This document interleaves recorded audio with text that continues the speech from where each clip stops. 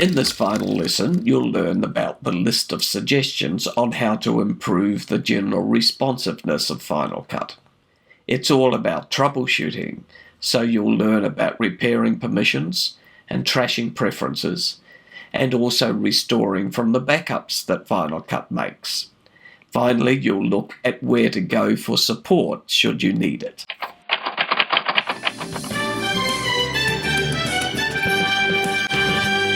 A number of the things that we're going to discuss in this troubleshooting tutorial are perhaps things that you should know at the beginning when you're first coming into Final Cut, but because troubleshooting is generally in the last part of any written tutorial, I've included it here, and I'd expect that you will come in here even when you're at the beginning of the tutorial or in the editing section should you have problems with the spinning beach ball or with unresponsive, perhaps corrupted projects and events.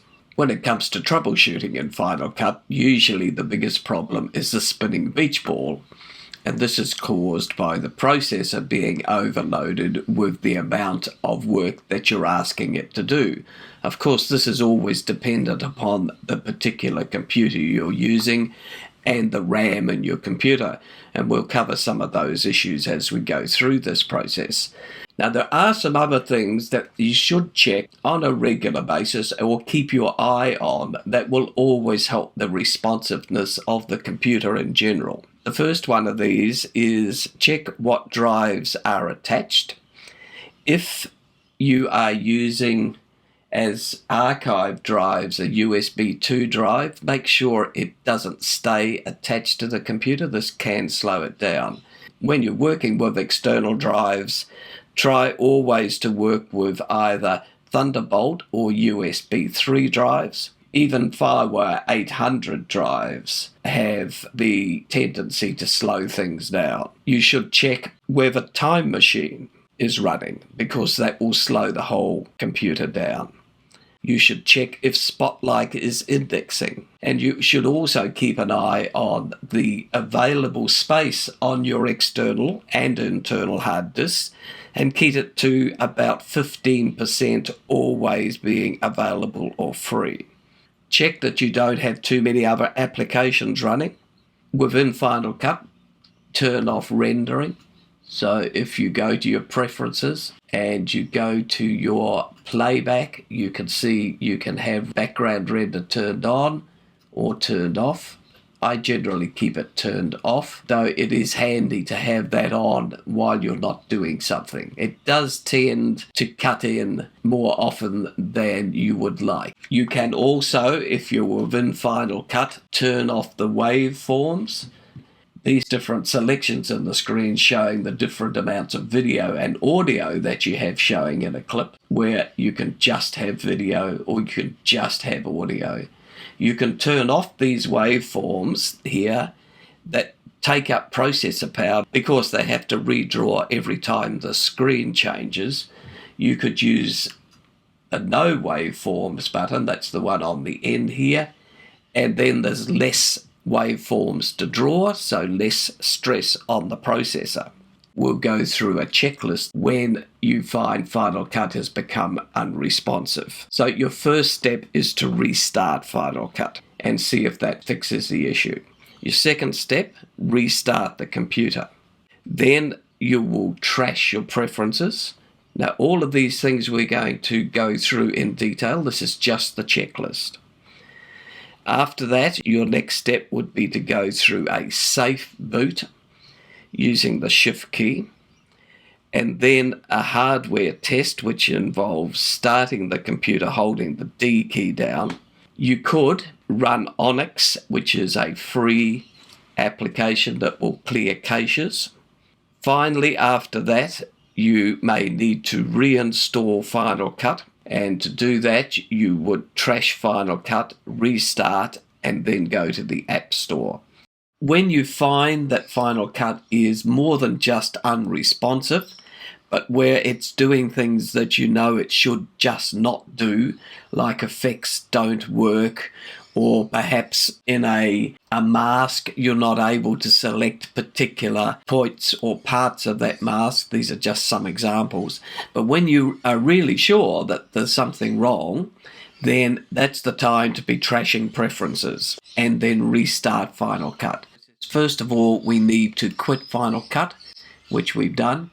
Once you've quit Final Cut, is to then relaunch it holding down the Command and Option key. So if we come to the dock and select Final Cut here, you'll see that it comes up and it asks you to delete the preferences. I'm not going to do that in this case because I don't want to delete my preferences, so I'll just continue. Now what will happen is Final Cut will launch, but be aware that the preferences that you have previously set, and they would be things like your import preferences, maybe you want to optimize your files, but any preferences you've previously set will now be deleted with the default preferences when you first got the application, when it first came from the factory. Your layout of the screen may be different, the skimmer may be turned on, may be turned off. That means that when you trash the preferences, you trash literally the preferences that you've set up. Now there is a little way around this, and you could use an application from Digital Rebellion, and that application will let you save the preferences when you know they're in a good order, and then you're able to restore those good preferences at a later date. We'll have a quick look at that. If we go to the Finder now and go to the Applications folder, and if we look under here for Final Cut Preference Manager, double click that, and you can back up your Final Cut Pro 10 preferences. You can also back up your Compressor 4 preferences and your Motion 5 preferences. And also, if you have these other applications from Avid, from Adobe, or even the older version of Final Cut Studio, then you can do those as well. So once you've backed up, you can then trash and restore those good preferences that you know work for you. I mentioned in the list of things to do to be able to fix Final Cut's unresponsiveness, or maybe even some corruptions that you might have found in the events or projects. And I mentioned that you could restore either from your backups with Time Machine or from the backups that Final Cut creates for you. You can access those backup files by coming to the File menu and selecting Open Library, and you'll see that there's an option to go from the backups themselves. So depending on which library you're selected in, that library will open up here, and you'll be able to look at the backups for that particular library over the last period of time. Equally, you could also go to the Finder and find those backups for yourself. So it's much easier to do it from the File menu, but if you want to be hands-on, you could go to the Finder and find all of your backups.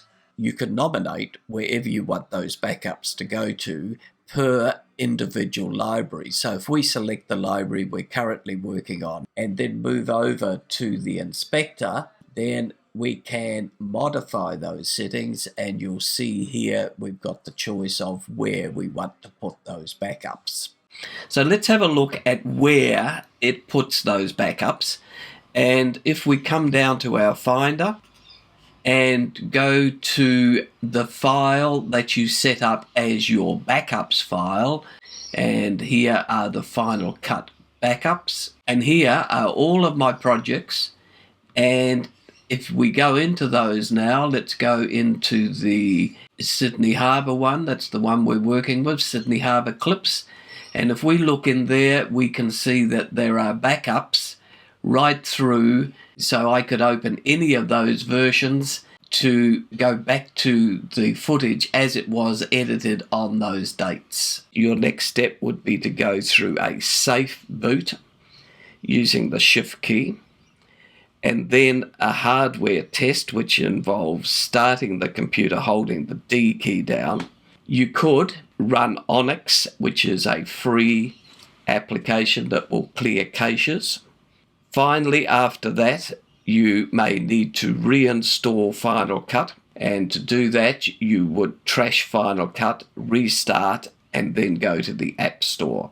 If you've been through all of the steps that we've looked at here, or even in an early stage where you're not too sure whether something's working in Final Cut or not, and you need some support, there are a number of places to go. The first I would suggest is the Apple forums, and these are forums that are run by individuals, and you can access these and be an assistant yourself. And if you can't remember what the web address is, just put in Apple Forum, Forum,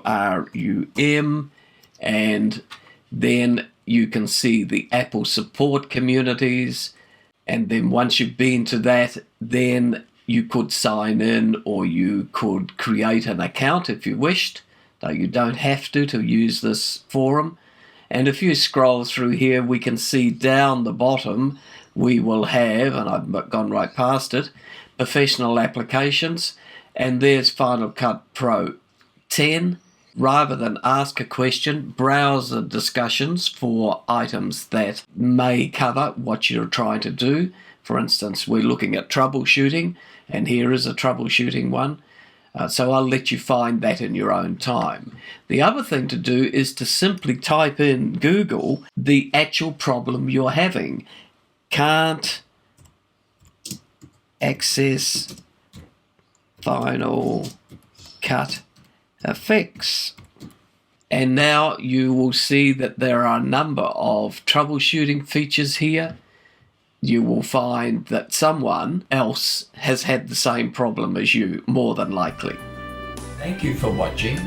Please like and subscribe, pressing the bell so you'll be notified of further videos.